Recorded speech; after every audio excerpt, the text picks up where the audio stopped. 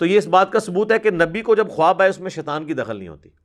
ہمارے محبوب صلی اللہ علیہ وآلہ وسلم کو بھی ایک خواب آیا جس میں اللہ تعالیٰ کی زیارت ان کو نصیب ہوئی، جس سے بات سٹارٹ ہوئی تھی. وہ خواب صحیح سند کے ساتھ مسند امام احمد میں ہے، جامعہ ترمذی میں ہے. امام ترمذی نے اس حدیث کو حسن صحیح کہا. اس پہ ترا یہ کہ امام ترمذی نے کہا کہ میرا استاد جو ہے امام بخاری محمد بن اسماعیل سے جب میں نے اس حدیث کے بارے میں پوچھا تو انہوں نے فرمایا یہ حدیث بالکل صحیح ہے، اگرچہ بخاری میں نہیں ہے لیکن امام بخاری کی تصحیح امام ترمذی نے اپنے استاد کی نقل کر کے اس پہ پکی مور لگا دی. اس حدیث کو مسند احمد کی تحکیم کرنے والے شعیب ارنوت رحمۃ اللہ علیہ نے بھی صحیح کہا. ترمذی کی تحکیم کرنے والے شیخ البانی اور شیخ زبیلی زئی نے بھی اس کو صحیح کہا، یعنی امت نے اس کو ایکسیپٹ کیا. اور یہ حدیث مشکات کے اندر آپ کو شروع میں مل جائے گی، کتاب المساجد چیپٹر میں، نماز پڑھنے کے مقامات والے چیپٹر میں، کیونکہ اس حوالے سے بھی اس میں ایک ذکر موجود ہے. 748 نمبر ہے جی مشکات میں اس کا، اور ترمذی میں ہے 3235. اس حدیث کا ویسے ٹیسٹ یہ ہے کہ میں اسے ورڈ بائی ورڈ پڑھوں، اور اس میں ایک دعا بھی ہے، وہ ہم کوشش کریں گے کہ اس کے نیچے ڈسپلے کریں. نبی علیہ السلام نے حکم فرمایا کہ میرا یہ خواب سچا ہے، میرے امتیوں تک پہنچاؤ تاکہ وہ یہ دعا یاد کریں. یہ اللہ سے بہت بڑی دعا ہے جو نبی علیہ السلام نے اس خواب میں مانگی ہے.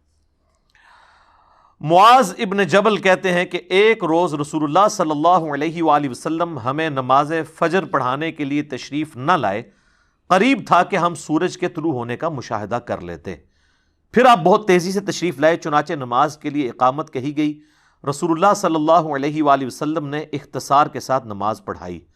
پس جب آپ صلی اللہ علیہ وآلہ وسلم نے سلام پھیرا تو با آواز بلند فرمایا کہ اپنی اپنی جگہوں پر اسی طرح بیٹھے رہو. پھر آپ علیہ السلام ہماری طرف متوجہ ہوئے اور فرمایا کہ میں ابھی تمہیں بتاتا ہوں کہ میں تمہیں نماز پڑھانے کے لیے کیوں نہیں آیا. یعنی وہ آپ کی وہ جو نیند تھی وہ غفلت کی وجہ سے نہیں تھی.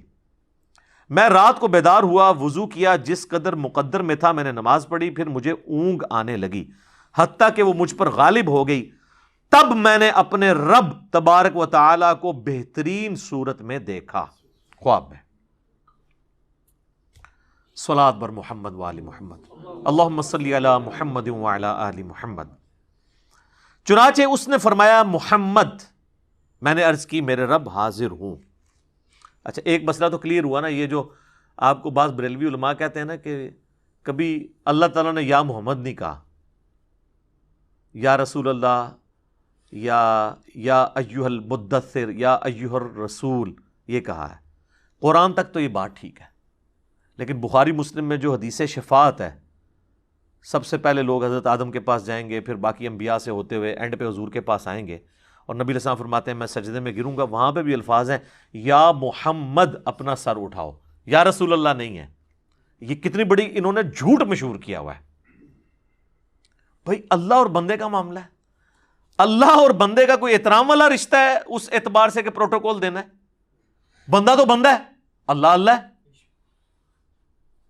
وہ کہتے ہیں نہیں، نبی علیہ السلام کو کبھی اللہ نے بھی نہیں یا محمد کا. اس حدیث میں بھی بخاری مسلم میں بھی یا محمد ہے، یہ ترمذی میں بھی. میں نے عرض کیا میرے رب میں حاضر ہوں. فرمایا یہ فرشتے کس چیز کے بارے میں بحث و مباحثہ کر رہے ہیں؟ میں نے عرض کیا میں نہیں جانتا. اللہ تعالیٰ نے 3 مرتبہ ایسے ہی فرمایا، یعنی بار بار مجھ سے پوچھا. پھر نبی علیہ السلام فرماتے ہیں کہ میں نے اللہ کو دیکھا کہ اس نے اپنا ہاتھ میرے کندھوں کے درمیان رکھا، حتیٰ کہ میں نے اس کے انگلیوں کی پوروں کی ٹھنڈک اپنے قلب اور سینے میں محسوس کی، اور میرے سامنے ہر چیز واضح ہو گئی. یعنی اب یہ جو اللہ تعالیٰ کے ہاتھ یا انگلیوں کے پورے کا ذکر ہے نا، اس کے لیے ہم یہ تشبیہ بھی نہیں بیان کریں گے. قرآن میں واضح ہے لیس کمثلہ شیء، یہ متشابہات ہے. نہ ہم جہمیہ ہیں کہ ہم ان کی تعویلات کرنا شروع کر دیں، نہ ہم مجسمہ ہیں کہ ہم کوئی اللہ کے لیے جسم مان لیں، نعوذ باللہ.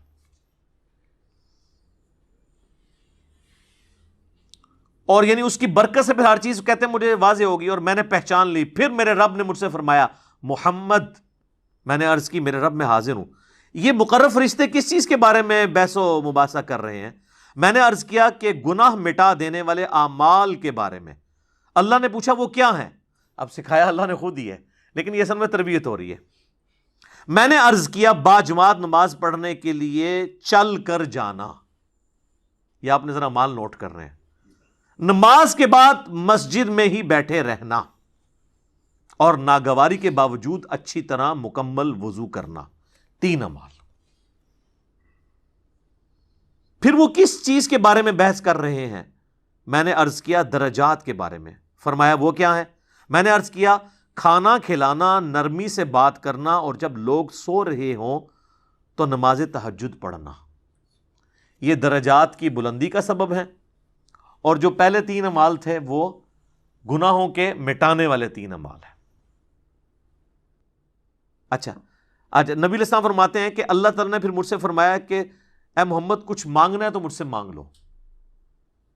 اب نبی علیہ السلام نے اسی وقت ایک دعا، وہ اللہ نے ان کو تعلیم کی یا فی البدی زبان پہ آئی خواب کی حالت میں، تو وہ جو باتیں ڈسکس ہو رہی تھی نا، نیک اعمال، گناہوں کو مٹا دینے والے اعمال، درجات کے بلندی والے، تو نبی علیہ السلام کہتے ہیں جب مجھے اللہ نے کہا نا کہ مانگ لے کچھ مجھ سے مانگنا ہے، تو میں نے پھر یہ دعا مانگی.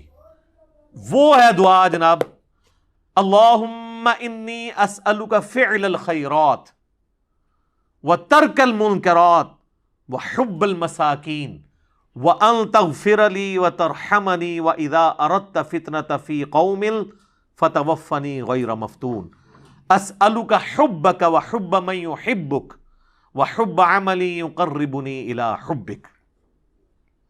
یہ دعا کہتے ہیں میں نے جب مانگی، اس کا ترجمہ میں بعد میں بتاتا ہوں، تو رسول اللہ فرماتے ہیں صلی اللہ علیہ وآلہ وسلم میرا یہ خواب حق ہے، اسے یاد کر لو اور اسے دوسروں تک پہنچاؤ. امام ترمذی فرماتے ہیں حدیث حسن صحیح ہے، اور میں نے محمد بن اسماعیل بخاری سے اس حدیث کے متعلق پوچھا تو انہوں نے فرمایا یہ حدیث صحیح ہے. اب یہ ہے اصل میں وہ دعا جو آپ کو یاد کرنی چاہیے. اللہ کا شکر ہے میں نے تو 1994 میں یاد کی تھی، جب مجھے پہلی دفعہ یہ پتہ چلی، جب میں FSC میں پڑھتا تھا.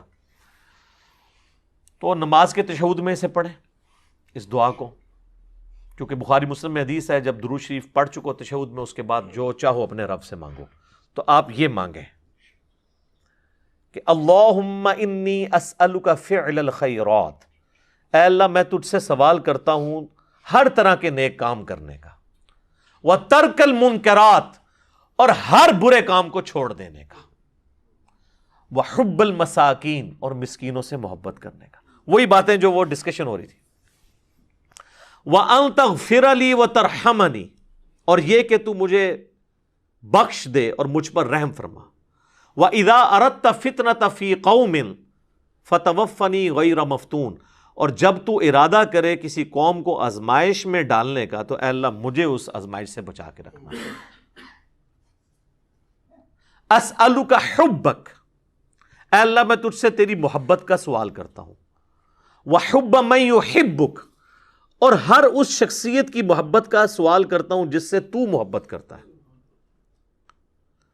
وحب عملی یقربنی الی حبک، اور ہر اس نیک عمل کی محبت میں تجھ سے مانگتا ہوں جو مجھے تیرا قرب عطا کر دے.